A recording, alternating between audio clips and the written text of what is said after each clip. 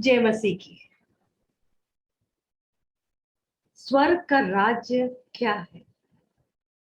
Bible के अनुसार यीशु मसीह ने स्वर्ग के राज्य के बारे में बहुत सारी बातें कही और कहा है कि स्वर्ग का राज्य एक खेत के समान है। फिर कहीं कहा है कि स्वर्ग का राज्य उस अ, व्यक्ति के समान है जो ट्रेड करने दूर देश जाता है।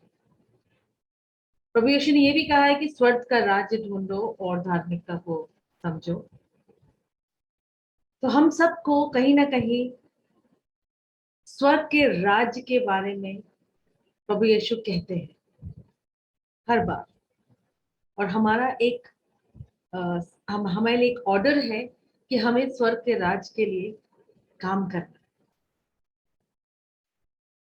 बाइबल के अनुसार प्रभु यीशु ने हम सबको एक स्टुअर्ड बनाया है, मैनेजर बनाया है।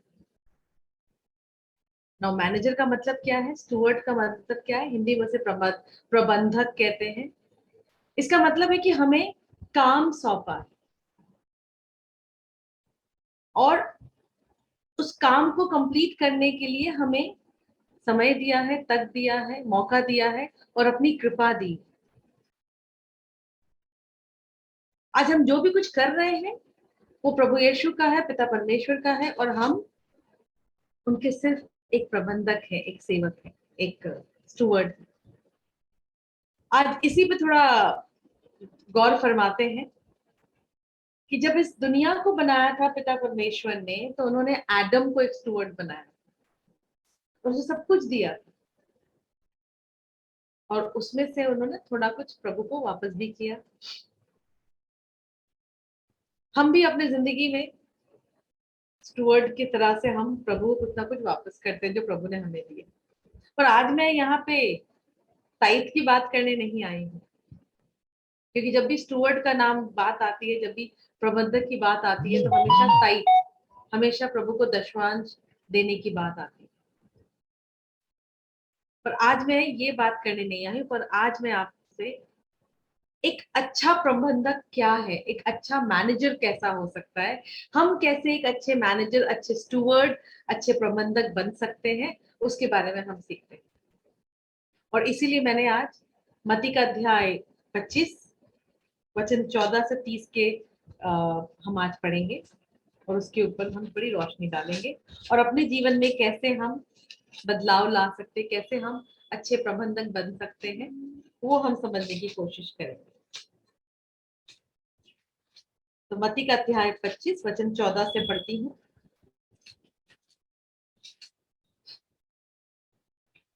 स्वर्ग का राज्य उस मनुष्य के सदृश है जिसने विदेश जाते समय अपने सेवकों को बुलाया और उन्हें अपनी संपत्ति सौंप दी।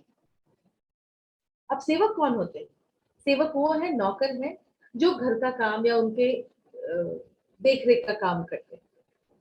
पर अपनी संपत्ति इंसान कब किसको सौंपता है? अपनी संपत्ति वो अपनों को सौंपता है जो उनके लेवल पे। आज यहाँ पे हम देख रहे हैं कि वो जो मनुष्य है जो विदेश जा रहा है, उसने अपने सेवकों को प्रबंधक बनाया, उसने अपनी संपत्ति उन्हें सौंपी। उसने प्रत्येक को योग्यता के ध्यान रखकर एक सेवक को 5,000, दूसरे को 2,000 और तीसरे को 1,000 अशर्फियां दी। गौर फरमाइएगा, उसने प्रत्येक को योग्यता की को ध्यान रखकर।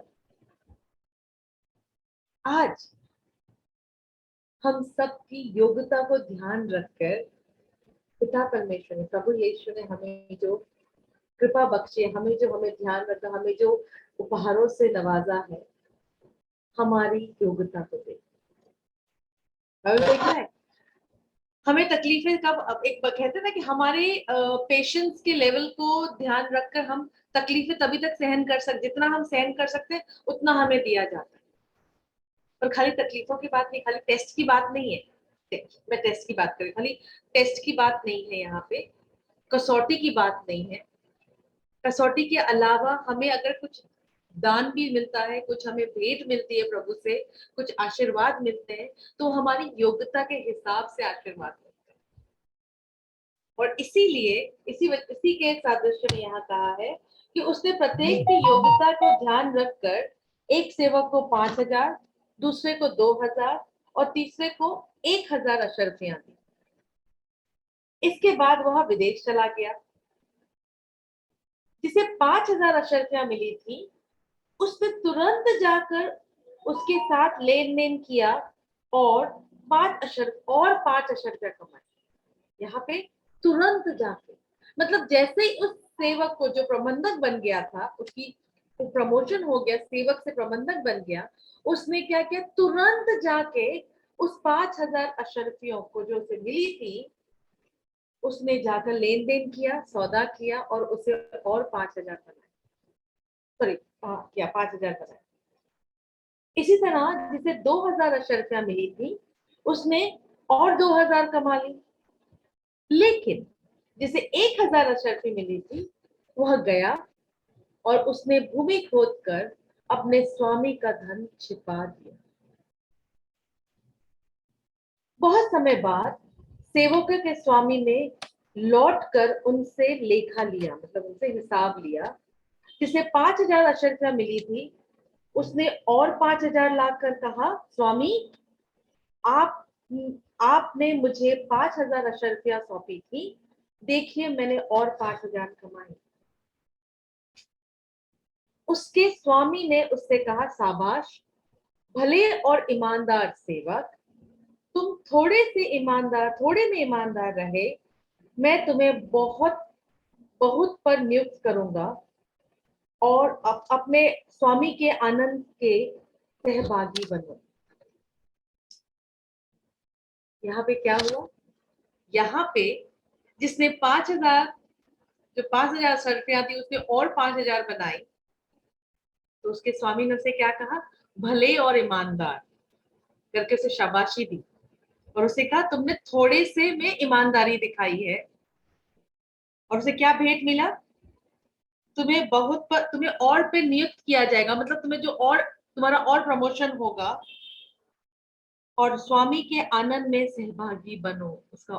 उसका प्रमोशन होता है, कहते हैं कि तुम स्वामी के be a part of the joy of your lord, प्रभु के आनंद में सहभागी बनो। मतलब अब वो स्टुवर्ड से और डेवलप, उसका और प्रमोशन हो गया। इसके बाद वह आया जिसे 2,000 अशर्फियां मिली थी। उसने कहा, स्वामी आपने मुझे 2,000 अशर्फियां सौंपी थी, देखिए मैंने और 2,000 कमाई। उसके स्वामी ने उससे कहा, शाबाश भले और ईमानदार सेवक, तुम थोड़े से ईमानदार रहे, मैं तुम्हें बहुत पर नियुक्त करूंगा, अपने स्वामी के आनंद के सहभागी बनो। उसे भी वही आशीर्वाद मिलता है और उसे भी वही प्रमोशन मिलता है और उसे चांस दिया जाता है कि उसके स्वामी के आनंद में भागीदार बने, मतलब उसका लेवल अप बढ़ गया। तो दोनों सेवक, जो पहले सेवक थे, मैनेजर बने, उन्होंने जो भी उन्हें काम दिया गया उसको उन्होंने डबल किया।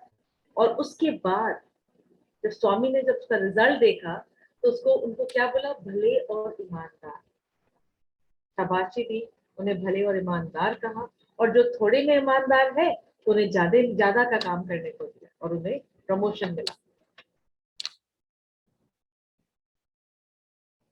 फिर अंत में वह आया जिसे 1,000 अशर्फियां मिली थी।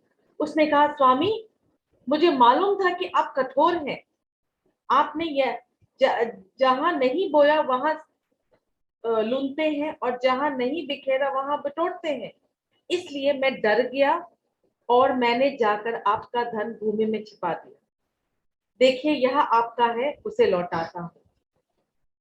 स्वामी ने उसे उत्तर दिया, दुष्ट और आलसी सेवक, मुझे मालूम था कि तुझे मालूम था कि मैं जहां नहीं बोया वहां लूनता हूं और जहां नहीं बिखेरा वहां बटोरता हूं। तो तुझे मेरा धन महाजनों में के यहाँ जमा करवाना चाहिए था, तब मैं लौटकर उसे सूद के साथ वसूल कर लेता। इसलिए वे 1,000 अशर्फियां उससे ले लो और उसके पास 10,000 है, उसे दे दो। अब ये तीसरा सेवक जिसको भी स्टुअर्ड बनाते हैं और उसकी योग्यता के हिसाब से उसे 1000 रुपया देते हैं, उसने क्या किया? उसने जाके जमीन में गाड़ दिया। उस जमाने में जब यीशु मसीह की बात कर रहे हैं, उस जमाने लोगों के पास तिजोरियां नहीं होती थी, इसलिए यीशु मसीह और इसलिए वो लोग क्या करते थे? गड्ढा खोद के अपने धन को जमा करते थे। और उसका स्वामी क्या कह रहा है कि तुम आलसी हो, उसे पैसे वापस किए ना, फिर भी उसे तुम आलसी हो, अरे तुम जाके इसे, इंग्लिश में कहा है, बैंक में जमा कर देते तो मुझे उसमें से इंटरेस्ट मिल जाता, मैं सूद वसूल कर लेता। और फिर स्वामी आदेश क्या देते? इसके पास जो 1000 है वो भी ले लो और जाके जिसके पास 10,000 है उसे दे दो। गौर फरमाइएगा, जिसको दिया था उसने उसका कुछ लाभ नहीं लिया, कुछ प्रॉफिट नहीं कमाया, तो उसे शाबाशी के बदले उसे धिक्कार मिला, उसे गुस्सा किया गया उस पे, और उसके पास जो था वो भी उससे ले लिया गया। 29वां वचन कहता है, क्योंकि जिसके पास कुछ है उसी को और दिया जाएगा और उसके पास बहुत हो जाएगा, लेकिन जिसके पास कुछ नहीं है उससे वह भी ले लिया जाएगा जो उसके पास है। और उस निकम्मे सेवक को बाहर आयकर में फेंक दो, अंधकार में फेंक दो, वहां वे लोग रोएंगे और दांत पीसते रहेंगे।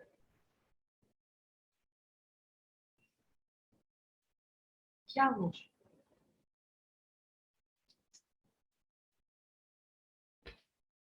एक बहुत बड़े प्रीचर ने इसके ऊपर बात करके, इस दृष्टांत पे बात करके कहा था कि जब मैं प्रभु के पास जाऊंगा, मैं आशा करता हूं कि प्रभु मुझे अच्छा और ईमानदार सेवक कहे, गुड एंड फेथफुल सर्वेंट। ये कह के वो समझा रहे थे कि हम सबको ध्यान रखना है कि जब हम प्रभु से मिले, जब हमारे यीशु मसीह वापस आए, जब वो हमसे लेखा जोखा करे, तो हमें धिक्कार ना मिले, हमें आलसी ना कहा जाए, हमें अंधकार में ना फेंक दिया जाए, बल्कि हमें अपने आनंद में वो सहभागी बनाए। सुनने में एक तरफ से डर लगता है कि अरे हम क्या कर रहे हैं, और आज मैं आपको डराने नहीं, बट यस, हम आज समझेंगे इस दृष्टांत से कि हम एक अच्छे सेवक कैसे बन सकते हैं। देखिए, बाइबल में, इंग्लिश बाइबल में इसको टैलेंट्स कहा गया है। नाउ टैलेंट दो तरह के, एक टैलेंट ओल्ड टेस्टामेंट के हिसाब से, जिसको यहाँ पे हिंदी में अशरफिया बोली है, उसको इंग्लिश में टैलेंट बोला है लिख के बाइबल में। और उसको टैलेंट का मतलब ग्रीक भाषा के हिसाब से टैलेंट का मतलब है कि वो बाट जो भारी भरकम मेटल्स को ना तौलते हैं, सोना चांदी को तौलने के लिए जो बाट होता है उसे टैलेंट कहते हैं। और दूसरा मीनिंग टैलेंट का है कि प्रभु ने हमें स्पिरिचुअल, मटीरियल और गुडनेस, विजडम का जो गिफ्ट दिया है, हमें जो दान दिया है, उसको हमें, उसको टैलेंट कहा जाता है। आज हम ये समझने की कोशिश करेंगे कि जो टैलेंट हमें दिया है, हमें क्या क्या टैलेंट दिया? प्यार, आनंद, खुशी, साथ साथ में हमें जिम्मेदारियां दी। हमें उस जिम्मेदारियों को एक समझना है कि अब इसको हमें अपने पास समेट के नहीं रखना है, हमें उस टैलेंट को आगे इसको बढ़ाना है। अब एग्जाम्पल के तौर पे, मैं एक माँ हूं, मुझे 2 बच्चे दिए, पति और मेरी सासू माँ। अब मैं खाली जो प्रभु का प्यार है खाली अपने परिवार में ना बांटू, तो वो क्या हुआ, वो हमने अपने पास रख लिया। मुझे आगे बढ़कर बाहर निकलना है और इस 5 को 10 बनाना है, 20 बनाना है। हमें लोगों को बांटना है प्यार, ताकि वो हम जब लोगों को प्रभु दे, प्यार क्या है? प्रभु। जब हम उनको प्यार दें तो हमें प्रभु कहे तुम सच्चे, अच्छे और ईमानदार सेवक। हमें बहुत ध्यान रखना है। और एक अच्छा स्टुअर्ड बनने के लिए 3 बातें बताना चाहती हूँ। सबसे पहला, एक सेवक बनने के लिए, अच्छा सेवक, गुड स्टुअर्ड बनने के लिए हमें रिस्क लेना, हिंदी में इसको क्या कहते हैं आप समझ सकते हैं। हमें एक तरह का एक आगे बढ़ना है, जो हमारी क्षमता नहीं उससे भी आगे बढ़ना है, रिस्क लेना है। और ध्यान रखें, जब हम श्रद्धा रखते हैं ना प्रभु पे, वो एक एक तरह का वो क्या बोलते हैं, गट्स होना चाहिए, रिस्क लेने का एक ताकत होना चाहिए, एक बल होना चाहिए। क्योंकि हम फेथ तभी रख सकते हैं प्रभु, हम श्रद्धा प्रभु पे तभी रख सकते हैं, हम विश्वास प्रभु पे तभी रख सकते हैं जब हम एक अच्छे स्टूवर्ड है, अच्छे प्रबंधक है, और हम रिस्क ले सकते हैं क्योंकि हम प्रभु पे डिपेंड करते हैं। प्रभु पे, पिछली बार हमने सिखाया ना प्रभु पे निर्भर कैसे रहे। तो जब हम अच्छे प्रबंधक बने तो हमारा सबसे पहला कर्तव्य है कि हम प्रभु पे डिपेंड करके रिस्क लें और आगे बढ़े, घबराए नहीं। क्योंकि जो प्रभु ने हमें टैलेंट्स दिया है, स्पिरिचुअल टैलेंट जो हमें गिफ्ट दिया है, उसे हमें बढ़ाना है, हमें प्रभु का नाम आगे बढ़ाना है, लोगों को बातें बता, लोगों को जीसस देना है। दूसरा है कि आपको एक्सलेंट होना है, अपने काम, जो भी आपने काम हाथ में लिया है उसमें आप एकदम निपुण है और तैयार है। देखिए क्या हुआ, इस सेवक, पहले वाले सेवक ने क्या किया, जैसे ही उसे 5,000 अशर्फियां दी तो उसने क्या किया, तुरंत, बाइबल कहता है तुरंत निकला और लेन देन किया, और उस 5 से उसने 10 बनाए। हम और आपको भी तुरंत काम करना है। जहां हमें आज्ञा मिली कि ये काम करना है, हमारे अगर लीडर्स ने बोला ये लेक्चर्स बनाने, वीडियो रिकॉर्डिंग करनी है, या फिर हमें बोला गया कि प्रभु के राज्य के लिए चलिए हमें जाके लोगों के लिए प्रार्थना करनी है, हमें तुरंत करना है, हमें रखना नहीं कि बाद में करेंगे। हमारा हेल्पलाइन चलता है, हेल्पलाइन में हमें एक दूसरे को नंबर्स देते हैं कि आप इस फलाह को फोन करके उनकी तकलीफों के बारे में जाने और उन्हें प्रभु यीशु दे। अब अगर हमने तुरंत फोन नहीं किया तो हम उस आलसी सेवक की तरह हो गए, बात नहीं करते। हमें बहुत ध्यान रखना है कि जब वो फोन आए हम तुरंत उसको अटेंड करें और उसे जीसस दे, क्योंकि वो इंसान को जरूरत है। और जब हम जीसस दे, अपना काम एक्सलेंट करें, फुल बेस्ट। कैसे बेस्ट कर सकते हैं, प्रभु के वचनों को देख। हम नहीं करते जब कुछ काम हो, मैं अपने घर में, हम घर नया बना रहे हैं या कुछ कुछ दूसरा ऑफिस का काम जब हमें मिलता है, हम ट्राई करते हैं कि इतना एक्सलेंट करें कि तो हमें हमें रिवॉर्ड मिले, हमें स्टार्स मिले। आज आप और हम प्रभु के प्रबंधक हैं, प्रभु ने हमें काम सौंपा है, हम उसे इतनी निपुणता से करें कि हम जीत करके आए। ये हमारा कर्तव्य है। बाइबल कहता है, बाइबल बस वो कह रहे हैं उस पर्टिकुलर सेवक को कि तुम छोटे में, कम में ईमानदार हो, you are faithful in small things. जब हम कम में ईमानदार होते हैं, हमें बड़ा काम भी दिया जाता है।